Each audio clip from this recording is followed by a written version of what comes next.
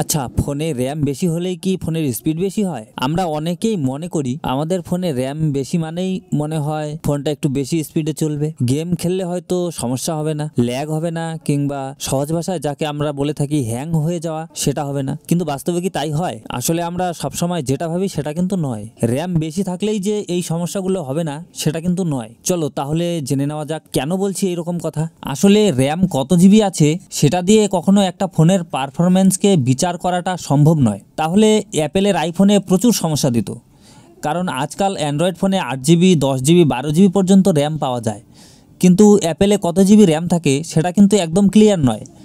কেউ বলে 4 জিবি, কেউ বলে 6 জিবি। কিন্তু কিন্তু পারফরমেন্সে বেস্টই থাকে আইফোন।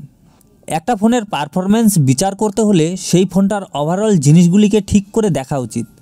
যেমন ধরুন, প্রথমেই আসে প্রসেসরটা কেমন, কত গিগাহার্টজ, মানে যাকে টেকনিক্যাল ভাষায় বলে ক্লক স্পিড কত, যেমন কত ক্যাশে মেমোরি আছে, আর কয়টি কোর এবং কয়টি থ্রেড পাওয়া যাবে সেদিকেও নজর রাখা দরকার।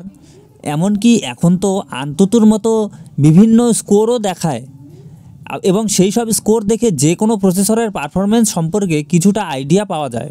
এরপর দেখতে হয় গ্রাফিক্স কি আছে, তারপর র্যামের ব্যাপারটা আসে। প্রসেসর হলো যে কোনো ফোন বা কম্পিউটারের মেইন হার্ট। এটাই সম্পূর্ণ কম্পিউটার বা ফোনটাকে ঠিকঠাকভাবে চলতে সাহায্য করে। তাই যে কোনো কম্পিউটার বা ফোন কেনার সময় তার প্রসেসরটা যাতে ভালো হয় সেদিকে জোর দেওয়াটা দরকার। একটি উদাহরণ দিয়ে বোঝাই। ধরুন আপনি 1 কেজি কোনো কিছু তুলতে পারেন, আপনার শরীরে সেইটুকুই শক্তি আছে। এবার আপনি 1 কেজি লবণের একটা প্যাকেট তুলছেন, এখানে ওই 1 কেজি লবণটাকে আপনার ফোনের যে কোনো অ্যাপস বা গেমসকে ধরা যেতে পারে, আর যেই শক্তিটা লাগছে ওই প্যাকেটটা তোলার জন্য সেটাই হলো প্রসেসিং পাওয়ার। আর এই প্রসেসিং পাওয়ার যত বেশি হবে আপনিও সেই কাজটা তত আরামে আর তাড়াতাড়ি করতে পারবেন। সেম ফোন বা কম্পিউটারেও একই ব্যাপার। ফোন বা কম্পিউটারে সেই প্রসেসিং পাওয়ারটা আসে প্রসেসর থেকে। তাই প্রসেসর যত ভালো হবে আপনার ফোনের পারফরম্যান্সটাও তুলনামূলকভাবে ততটাই ভালো হবে। আর এখন আসি র্যামের ব্যাপারে। র্যাম আসলে একটা টেবিলের মতো কাজ করে। যেমন ধরুন আপনি একটা টেবিলের সামনে বসে অনেকগুলি ফাইল নিয়ে কাজ করছেন। এখন আপনার টেবিলে যত বেশি জায়গা থাকবে আপনিও ঠিক তত বেশি সংখ্যক ফাইলকেই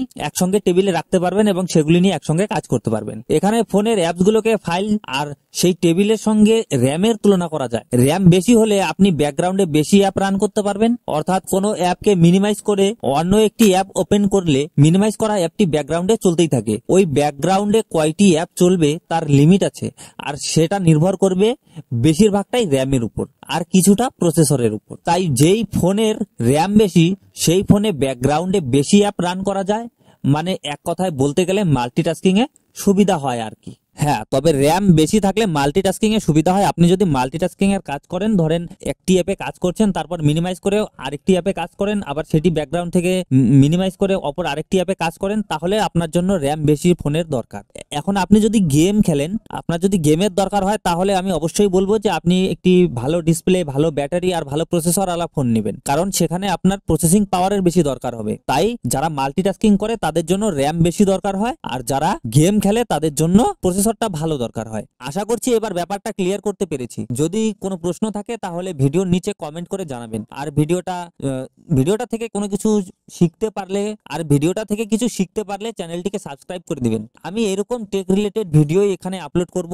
আর ফেসবুকে দেখে থাকলে ফেসবুক পেজটিকে ফলো করে দিবেন। থ্যাংক ইউ ভিডিওটা দেখার জন্য। আপনাদেরকে অসংখ্য ধন্যবাদ।